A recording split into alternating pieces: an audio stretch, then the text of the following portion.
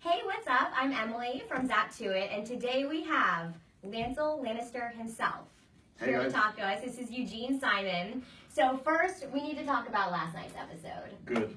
Get it off our chest. We got to. So when you approach Cersei and the mountain, how is that even filming? Like, how big is the mountain, and is Cersei really intimidating? First of all, the mountain is absolutely huge. Hathor Bjornsson, and he's a lovely guy. He's a very gentle giant, but he's about 6'8", and he's incredibly strong. He's 6'8". He's one of the strongest men in the world, and I think he broke a record about a year or two ago for being something. He broke a kind of old Viking record for being able to kind of carry, something like a kind of a Scotch pine on his back. He basically carried a tree. And he comes in and he's wearing armor, and the plate armor that the mountain wears it weighs about 60 pounds, about 28 kilos worth of solid plate armor. So it's not like it's made out of sort of fiberglass or anything. It's solid armor.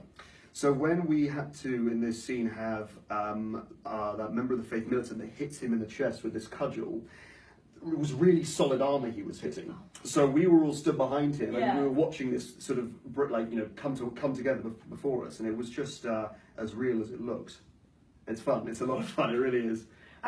Oh God! And filming that scene when obviously the mountain then does something very unpleasant to that particular. It's pretty. How is that being there when it's filming? Like.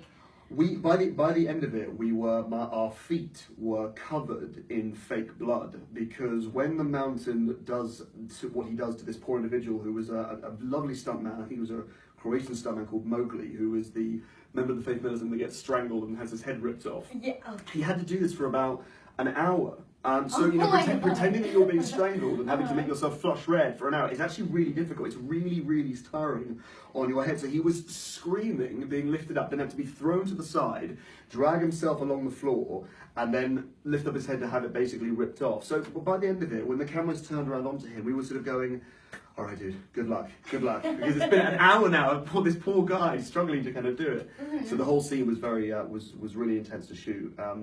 But working with Lena, I mean, this is really a scene between just sort of Lancel and Cersei. So much not being said. Yeah, that's the thing about generally the Lannister household. There's so much undercurrent of kind of emotion. There's so much sort of emotional repression going on. But when we shot that scene, I really liked it because I was so surprised how quickly we started to really, really enjoy it. Because sometimes you start off things being a little bit sticky. You're trying to get the idea of really where the nooks and crannies lie. But once we did about the third take, Lance actually really started to actually sort of enjoy himself, and that was something that I hadn't expected. Lance was almost smiling at what was going on before the mountain steps in. And I really liked that. You have the upper hand. Well, I really liked that. And it's the first, exactly, and it's the first time you see him really actually. You sort of see an undercurrent of who he is beneath. He's got this side of him that is. It's not out for vengeance, but there is a certain kind of. The Lannister side of you. Well, it's more of a really, really disturbed sense of enjoyment, sort of bringing justice to people. So it was really fun to shoot. I really enjoyed it. And what about like in between takes? Are you guys able to like joke around, or because it's such a serious, it's so funny. feeling? So do you guys like cut jokes and play pranks on each other? The thing about the cast members is that most of them, the most extreme thing about them is they're all really, really funny. So like for example, when we were doing little dress rehearsals, like Lena and I, we've known each other since season 1. We would be making silly faces together. So I'd be saying stuff like, audio man, step aside, or there will be violence. And just because we had to kind of get the lines on, and we always had fun when we were doing it. Even back in season 2, when I worked with Peter Dinklage, I stepped into the room and I'm supposed to say, "I come at her Grace's behest, not to drink with you, imp." And I think I fluffed a line. And I said, "I come at her Grace's behest, not to sleep with you, imp." And we've just for the next 15 minutes, we just couldn't stop laughing. And it's just very nice that you've got people that want to have fun on a show that is ultimately quite serious. And when you how far ahead do you get the script before you film the scenes? You usually get it about 3 weeks in advance. I mean, major characters will usually get the whole lot very, a good month or 2 in advance because they've got a lot to prepare. You will get your episode, your scenes about 3 weeks in advance. And do you know how season 6 ends? I do. So you okay. I know at this moment how season 6 ends, and I can't wait for you guys to see it. So is there going to be more are we gonna find out if the Faith or the Lannisters are gonna be who's gonna be in charge of Westeros at the end? Well, most of this season and a lot of season 5 was really about kind of figuring out what both parties, well, really about figuring out sort of what the Faith is actually about. And it's pretty obvious now that I think the Faith is fairly dead set on wanting to sort of pretty much shake up and remove the kind of the standard authority that we have, which is the Lannisters and the Tyrells going back and forth with one another. So what you'll see by the end of this season is how, with the Faith and the Lannisters, in terms of trying to fight for power, there is a plan on top of a plan on top of a plan on top of a plan, and it's really about seeing who's the smartest of the two. So he gave away nothing. He gave us no. It's gonna be pretty destructive, let's say. Is there going to be another large battle scene before the season ends? I'm really happy to tell you this season you're going to have the largest battle scene in sort of Game of Thrones history. So I was there like when I did season 2 in Blackwater, there were 200 extras, Lannisters and Baratheons running down each other, all covered in blood, covered in sweat. There was fire and arrows all around us. But we are now doing something that's even bigger than that. So stay tuned for that. It's gonna be a lot of fun. Wait, that's awesome. So have you met? Have you read the books? Yes, I've read the books, yeah. And did you read them all before you started filming? I read the first 3 before I started filming. So I knew about Lancel's storyline before he became, if you like, a religious fanatic. But the reason that I knew so much, even before I read the books, was because very sweetly George emailed me. He sent me an email. He said, listen, this is Lancel. This is what he gets up to. Within each one of the books that I've written, the screenplay may vary, but this is roughly what you need to know. So that was really helpful to me. Really and have helpful. you met him in person? Yeah, a couple of times. How is he? He's a lovely guy. I met him, the last time I saw him was at the season 5 premiere, and he turned around to me and he said, I love his voice, he went, hey Lancel, how are you? And I went, I'm very well, George, I'm very well, mate, how are you? So he doesn't call you Eugene? Well, he said, I think Lancel to him was more familiar. And then he told me that he'd been writing some fun stuff for Lancel in the new book, and I was so we'll see what that means. But so the new book is yet to come out. Right. And now the show isn't going along with the book, so who knows? We're deviating. We are in a big way. I'm excited for that, actually. There's a lot of nice stuff coming up for the rest of the season that's going to be very new content, so I hope everyone enjoys it. Oh, man. Yeah.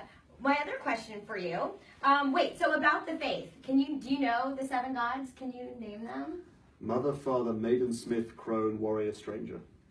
Okay, so he knows his stuff. Okay, so we have a question. What is your take on the High Sparrow's methodology versus Ray, the guy the Hound met / Ian McShane? Versus Ray. Versus Ray, the guy the Hound met Ian McShane.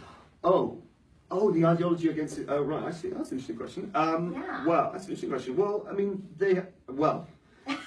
The big thing is, if I'm right, from what I've seen of Ray, that was a really interesting character to bring across. He was very he was quite a pacifist. He was he was genuinely rather, quite kind of namaste shanty about the whole attitude to all the violence going on in 7 Kingdoms. He was a wonderful character. I was sad that he was such a cameo. It would have been great to see how nice he could have been if they'd done a couple more episodes with him. In that sense, he's authentic, he's real, he knows what he's doing, and he means it. The High Sparrow is a bit more complicated. He chooses his words very carefully, and he definitely has a wonderful way with manipulating people. That's really his sole forte. But what's so frightening about him, which isn't frightening about Ray, is that the High Sparrow has this sort of ethos of like spirituality, which makes you feel like he knows you almost immediately. He can break people rather quickly. He can get to the core of the issue and sort of really show them the fundamental flaw in their opinion or their personality. So he's very intelligent and very, very focused on a goal. And I didn't see much of a kind of cunning goal in Ray. I thought he was actually just rather authentically good. So that's the difference, I think. So you think there's like an evil something to the High Sparrow? Definitely. I mean, we are the armed body of his orders, basically. So I mean, he says, oh, the faith militants, they can be too harsh sometimes. Well, you told him to do that, chum. You know what I mean? So the so the High Sparrow has a lot to answer for in that sense. Who do you want to see rule the throne? As a fan, like Well, as someone who watches the show. Well, the thing is, I really like, I love the Tyrion Varys relationship. I just think it's a really, really cool, fun relationship. But actually, the truth is, I prefer, if you like, I just really like the character of Varys, of Lord Varys. I just think he's I think Conleth Hill, who plays him, is one of the most unsung kind of sort of performing heroes of the show, because he just does such a good job playing a character that has got this really nice. He's the Lord of Whisperers, and he's the Whisperers and the Whispering Lord, or whatever you call it, etc. And he's got his little birds, and he can be quite conniving, but he does it for quite good reasons. He wants Daenerys on the throne because he wants stability, he wants order, he wants everyone to be happy, he wants everything to be okay and calm. And I sort of respect him for that. Team Targaryen. There you go, Team Targaryen. Exactly. People are going to be singing their song very soon, I'm sure. So I really like him for that. I'd love it if Tyrion and Varys were going to do a double act on the throne. Will Daenerys come to Westeros before the end of the season? I hope so. I think it's looking very likely. Okay. I think it's looking very likely. I think that she's going to have to make a decision as to whether or not she wants to go and help out the city that she just left, or if she's just going to stride straight onto Westeros. But I think that kind of left us with the cliffhanger last night. I have a feeling you'll see her in Westeros, unless of course they kill her first. Oh well, I guess no one's really safe. No one's safe. Well, exactly. So you do you miss the role of Joffrey on the show? Because many people may not know that you originally that was the role you originally auditioned for. I did. I went in and I read for the butcher's boy scene by the river, and I'm thrilled that I've got Lance on the end, because I've loved playing him, and Jack's just so he was just so good as Joffrey. But he's just I haven't seen him now for about 3 years. I don't know him all too well, but I met him briefly. But he's just he's a very, very authentic and genuine guy. He's again very funny. When we shot the Battle of Blackwater scene in season 2, Peter and Jack, Tyrion and Joffrey we were waiting in the green room, and there was that. Have you seen that clip on YouTube? The honey badger clip, like that Camp Honey Badger clip, talking about, was that a snake? That little clip. Oh my god! And these. I just want to ask you how many accents you can Jack do now. and Peter were in the and they were just they would not stop doing impressions of this particular YouTube clip. And it was about 4 o'clock in the morning doing night shoots, and they really, really made me laugh. So he's just very, very sweet, and I'm not sure what he's up to now, but I hope he's doing all right. It's so hard not to see him as that character, which is a testament to how good he plays it as well. Absolutely. Do you get that same with fan interactions with you, where they're just like, Lancel? Well, it's funny. People do say that to me occasionally. Since my hair has grown back, people tend to be a little bit more kind of a little bit more. He's not. When my hair is cut off, I do look a little bit more kind of thuggish, and so whenever it's short, people go, "God, you're an asshole. God, I hate you. You're just terrible." It's the buzz cut. And I go, "It's the buzz cut." Guy in a buzz cut. You're like, who's that? Whereas when they see me with this, they sort of go, "Oh, yeah, you're horrible. You're awful." And I go, "Well, thank you, I appreciate that." But I think Ewan, who plays Ramsay, is the one that gets him in the neck now, playing Ramsay Bolton. He is like the most ultimate the epitome psycho of villain. Yeah. But he's such a good villain. He's a very good villain. He's so a very good. villain. No, he's dude. Yeah. Gives me the creeps just thinking about him. But he's got to come back. He wasn't in last night's episode. I don't think he was, no. But you will be seeing him again. You will be seeing him again. The Battle of the Bastards is coming up soon. Oh, yeah. Next episode. Oh, okay. And let's see, we had a fan question from Twitter that wanted to know, do you watch the Game of Thrones parodies that happen? Like, do you watch it, or do you kind of like... I have seen a couple of YouTube clips of, do you watch Honest Trailers? Oh my gosh. And I've seen a couple of Game of Thrones, and they're really funny. They are really, really funny. But I haven't seen many parodies. I've seen a couple of people do some great impressions of all the characters. There's this one particular guy, I think he's an Irishman, who does a very good impression of just all the characters, and it's just his YouTube channel. So I've seen that a couple of times. Isn't that crazy? I mean, the fervor of the fans, like to have a guy on YouTube that just does that, has views, is amazing. They're really, really sweet. I'm going to, as you know, I'm going to Australia for Supernova next week. Actually on Tuesday, and I'll be there for about 9 days. And just meeting the fans, they're always just so lovely, and they're always so enthusiastic, and they're always so excited, and they're always so happy. It's genuinely really joyous. The number one question of like, what's gonna happen? Is everyone trying to like bribe you to get Game of Thrones secrets? Yes, they and do. you're like, I cannot say anything. Did you like sign your name in blood, being like, I will not give away spoilers? Yeah, no, I did sort of. No, people said kind of. Yes, I did. Kind of, yes. I did. I just took off my band-aid. Yeah, no, people wanted to know about 4 weeks. No, what would it be now? 8 weeks ago, they wanted to know, is Jon Snow alive? And that, was the question that we always got. Whereas now people sort of go back and go, oh yeah, I forgot. You know, no, I almost forgot about that question. Forgot for like 6 months. That's all. No, everyone wanted to know. And we all had to lie. I bumped into Kit on set last year when we were filming, and I just said we were queuing up to get some lunch. I just went, hello. He went, oh hello mate, and we were just literally just putting some food on our plates. I was like, oh, so you're alive then? He went, yeah.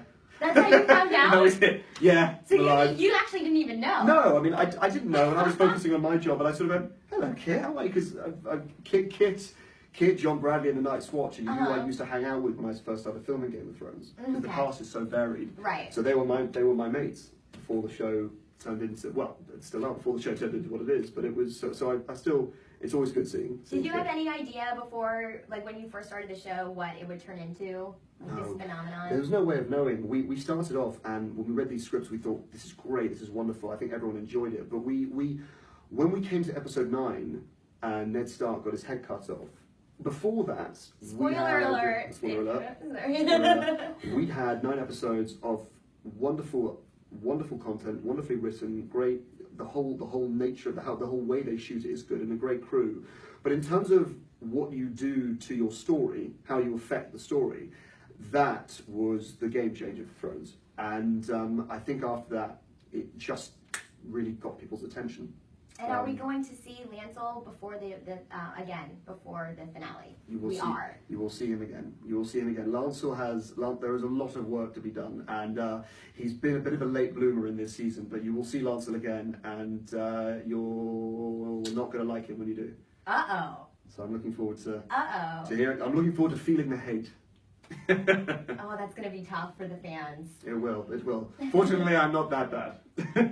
I mean, the balance of what bad is exactly. pretty. If you're not chopping off someone's head, you're like kind of okay. Well, if you're not chopping off someone's head, you're chopping into someone's head. So it's yeah. There you You have to choose your words very carefully. Well, thank you so much for talking with us today. My pleasure. It's awesome to have a Lannister in the house. Thank you guys. Even though Khaleesi, what? Just kidding. All right, bye. Thanks, guys.